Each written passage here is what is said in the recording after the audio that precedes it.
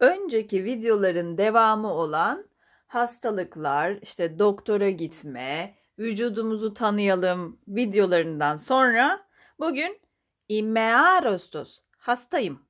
Erkek için arostos, kadın için arosti. Imearostos veya imearosti diyoruz arkadaşlar. Merhaba demeyi unutmuş olabiliriz videonun başında. Hepinize merhaba. Güzel bir ders diliyorum. Hemen de başlıyorum. İmme kriomenos erkek için, imme kriomeni kadın için. Üşüttüm, üşütüyorum anlamında kullanıyoruz. Kriosa üşüdüm demek. Üşüyorum, üşüyorum şimdiki zaman. Kriosa üşüdüm demek. Eho kriologima soğuk algınlığım var. Hepiniz hatırlıyorsunuzdur. Eho sahip olmak fiiliydi. Yunanca'da eho kriologima soğuk algınlığım var.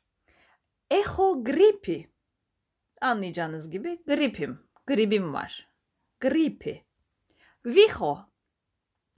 Viho öksürüyorum demek. Viho bir fiil aynı zamanda. Omega ile bitiyor. Viho öksürüyorum. Ehopireto pardon. Tonlaması o'da. Ehopireto. Ateşim var demek. Ehodekata. Bu da ateşim var demek. Fakat şöyle bir şey var arkadaşlar. 38 derecenin altındaysa ehodekata diyoruz. 37,5, 37 vesaire. Bunlarda ehodekatayı kullanıyoruz ama ateşimiz yüksekse 38'in üzerindeyse ehopireto diyoruz. Unutmuyoruz bunu. Ehorigi hemen yan tarafında ürpermek, ateşi inip çıkmak, bir üşümek, bir sıcak basması gibi düşünebilirsiniz. Tam tercümesi ehorigi, ürperiyorum, ürpertim var demek. Ehosinahi nezleyim demek. Nezlem var. Sinahi nezle demek. Trehi immitimu burnum koşuyor demek tabii ki değil. Trehi immitimu burnum akıyor demek. Burnum akıyoru bu şekilde kullanıyoruz. Başka bir şekilde kullanımı yok. Fternizome hapşırıyorum demek. Ponaito kefallimu başım ağrıyor demek. İki önceki derste kefalli baş demekti. Öğrenmiştik bunu.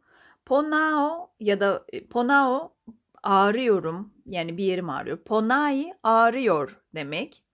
Yine aynı anlamda ehoponokefalo.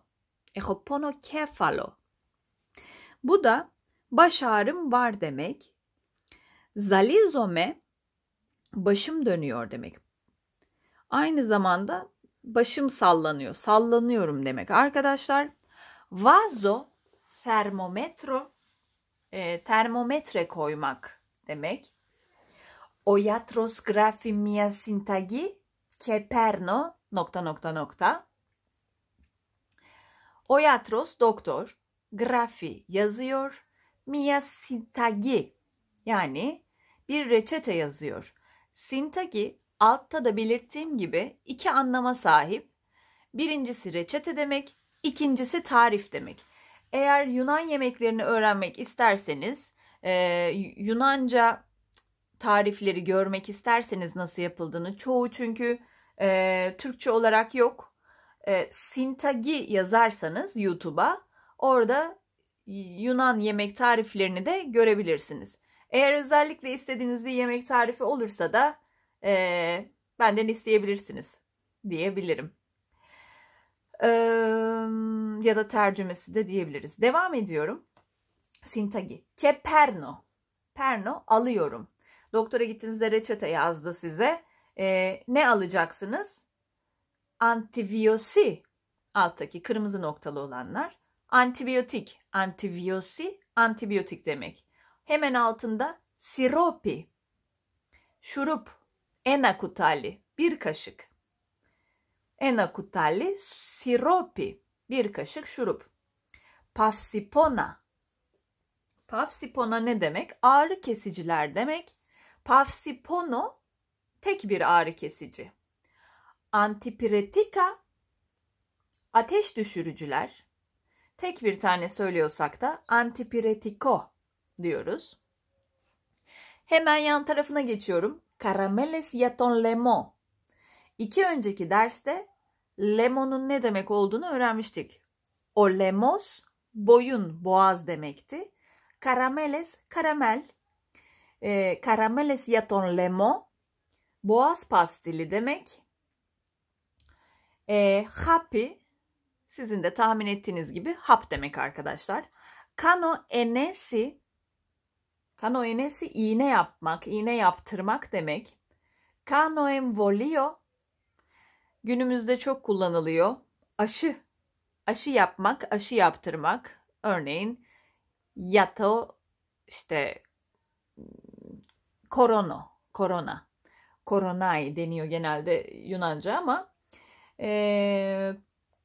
emvolio aşı demek. Kano emvolio aşı yaptırmak.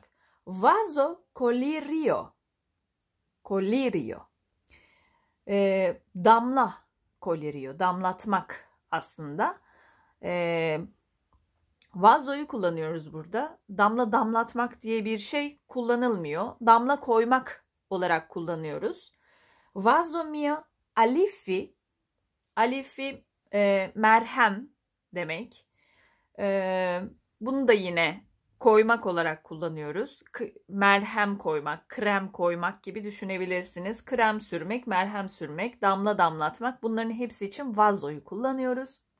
Yan tarafta farmako, ilaç demek. Farmaka, ilaçlar. Farmakio, Yunanistan'a gittiyseniz her yerde görmüşsünüzdür. Farmakio, eczane demek. Ematos, kan demek. Testuron, idrar testi demek. Sintagiyi zaten söylemiştik. Bir kez daha tekrar edeyim. Reçete ve tarif anlamında kullanılıyor. Sormak istedikleriniz olursa videonun altında sorabilirsiniz. Kolay gelsin.